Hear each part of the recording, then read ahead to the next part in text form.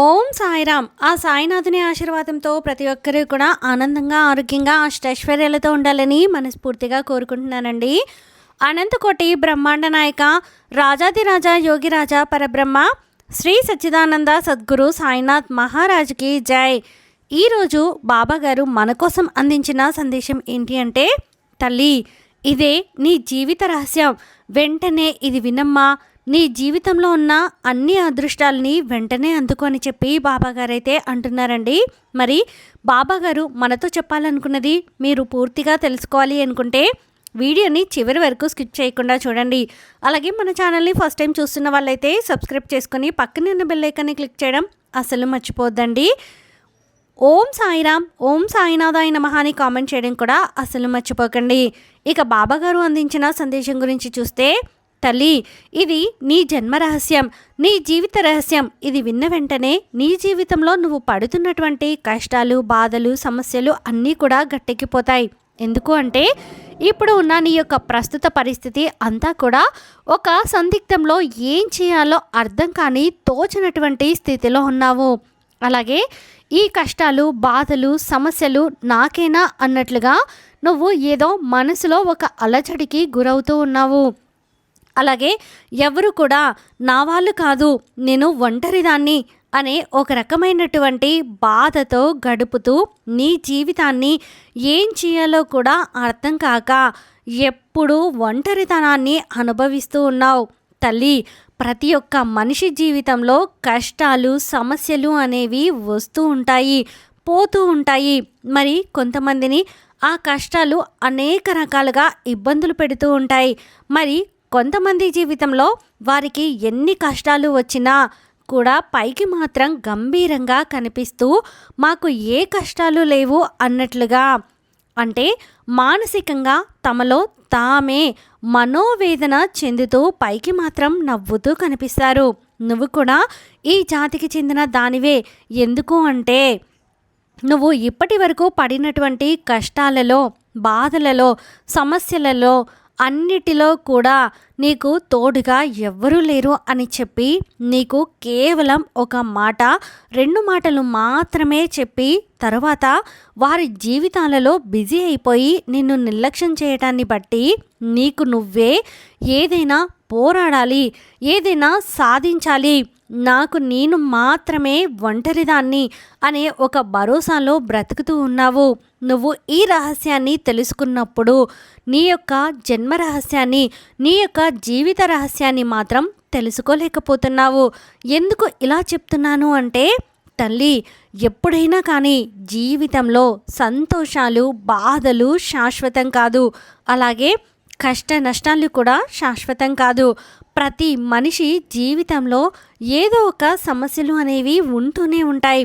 ఈ యొక్క జీవితంలో ఎన్నో టెన్షన్లు పడి ప్రతి క్షణాన్ని జాగ్రత్తగా వాడుకొని సమయాన్ని వృధా చేయకుండా ఏదో సాధించాలి అనే పట్టుదలతోటి టైంతో పాటు పరిగెడుతూ కోట్లు సంపాదించేవారు ఈ రోజున ఎన్నో అనారోగ్య సమస్యలతోటి బాధపడుతూ ఉన్నారు. అలాగే ఏ పూటకి ఆ పూట తెచ్చుకొని తిని కష్టపడి శ్రమ టోర్చి ఎండనక వాననక శ్రమించే మనుషులు మాత్రం కమ్మగా ఆరోగ్యంగా బ్రతుకుతూ ఉన్నారు. అక్కడ వారి యొక్క బ్యాంక్ అకౌంట్లో కోట్లు మూలుగుతూ ఉండవచ్చు. వీరి యొక్క బ్యాంక్ అకౌంట్లో అసలు బ్యాలెన్సే లేకపోవచ్చు. ఏది ఏమైనప్పటికీ కూడాను మనిషి యొక్క జీవనకాలం అనేది ఎవరికి మెరుగ్గా ఉన్నది అనేది ఆలోచించుకోవాలి. ఇక్కడ ఆరోగ్యమే అన్నిటికంటే కూడా గొప్ప ఆస్తి. ఎన్ని కోట్లు ఇచ్చినా కూడా పోయిన ఆరోగ్యాన్ని సాధించలేవు.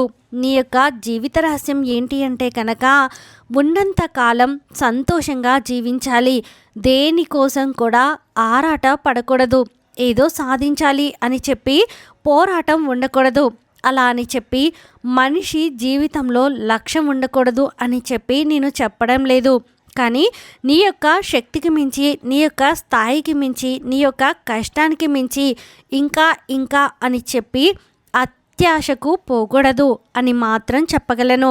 ఎందుకంటే మనిషి మనశ్శాంతిగా ఉంటేనే ఆ మనిషి ఆయుష్ అనేది పెరుగుతుంది. ఇక్కడ ఆయుష్ను పెంచుకునేవాడే నిజమైన ఆస్తిపరుడు. డబ్బును పెంచుకునేవాడు నిజమైన ఆస్తిపరుడు కాదు. తల్లి, డబ్బు అవసరానికి ఉపయోగపడుతుంది కాదు అని చెప్పి నేను చెప్పడం లేదు. కానీ ఎంత డబ్బు ఉన్నా కూడా ఆరోగ్యం లేనప్పుడు ఆ డబ్బు ఒక తెల్లటి కాగితాలతోటి సమానమే తప్ప దానికి ఎటువంటి విలువ ఉండదు అని చెప్పి గుర్తుంచుకోవాలి. ఈరోజు ఈ క్షణం నీ యొక్క శరీరం అనే దేవాలయంలో నీ యొక్క శరీరాన్ని ఎంత కష్టపెట్టావు, ఆ శరీరానికి కావలసినటువంటి ముఖ్యమైన ఆహారాన్ని ఇచ్చావా లేదా, నువ్వు కంటి నిండా నిద్రపోయావా లేదా, చక్కగా మనశ్శాంతిగా సంతోషంగా ఉన్నావా లేదా, ఇది మాత్రమే నువ్వు చూసుకోవాలి. ఇదే నీ యొక్క జీవిత రహస్యం. అంతేకాని ఏదో చెయ్యాలి అనే తపనతోటి మనిషి ఎప్పుడూ కూడా ఉండకూడదు. కొంతవరకు మాత్రమే ఉండాలి తప్ప అతి ఆశ, అతిగా డబ్బు కోసం ఆశ మీద పడ్డము, అతిగా ఏదైనా చెయ్యాలి అనుకోవడము, ఎప్పుడు ఏదైనా కూడా అతి అనేది పనికిరాదు. మితంగా తింటేనే ఆహారం ఔషధంలాగా పనిచేస్తుంది. అదే మితం లేకుండా తింటే నీకు ఔషధం కూడా విషంలాగా పనిచేస్తుంది. అలాగే డబ్బు విషయంలోనైనా అంతే, పనుల విషయంలోనైనా అంతే. తల్లి, ఇది తెలుసుకున్నవాడు జీవితంలో ఎప్పుడూ కూడా మనశ్శాంతి లేకుండా జీవించడు. ఈ జీవిత రహస్యాన్ని ఎరిగినవాడు సంతోషంగా ఆనందంగా ఉంటాడు. కాబట్టి అసలు నీ యొక్క జీవితానికి అర్థం ఏంటి అని చెప్పి మొదటగా నువ్వు తెలుసుకోవాలి. నీ యొక్క ఆయుష్ను పెంచుకోవడానికి ఎటువంటి పనులు చేయాలా అని చెప్పి నిర్ణయించుకోవాలి తప్ప ఎప్పుడూ కూడా వారు నన్ను ఇలా అంటున్నారు, వీరు నన్ను ఇలా అంటున్నారు, అయ్యో నేను ఇవాళ ఇది చెయ్యలేదే, అయ్యో రేపు ఇది కాదు, దీనికి 4 రెట్లు ఎక్కువగా చెయ్యాలి, అయ్యో వాళ్ళు నన్ను ఇలా అంటే రేపు పొద్దున ఆ మాటకి చెంప పగలకొట్టినట్టు సమాధానం చెప్పాలి, అలా ఉండాలి. కాదు అనట్లేదు, కానీ అతి అనేది ఎప్పుడూ కూడా నీ యొక్క ఆరోగ్యానికి హానికరం అని చెప్పి గుర్తుంచుకో అని చెప్పి ఈరోజు బాబాగారు అయితే అంటున్నారండి. మరి బాబాగారు అందించిన సందేశం మీకు నచ్చితే ప్లీజ్ లైక్ చేయండి. మరికొంతమంది సాయి భక్తులకు వీడియోని షేర్ చేయండి. ఫస్ట్ టైం ఛానల్ని చూస్తున్న వాళ్ళు సబ్స్క్రైబ్ చేసుకొని పక్కనే ఉన్న బెల్ ఐకాన్ని క్లిక్ చేయడం అసలు మర్చిపోవద్దండి. సర్వే జన సుఖినో భవంతు. ఓం సాయిరామ్.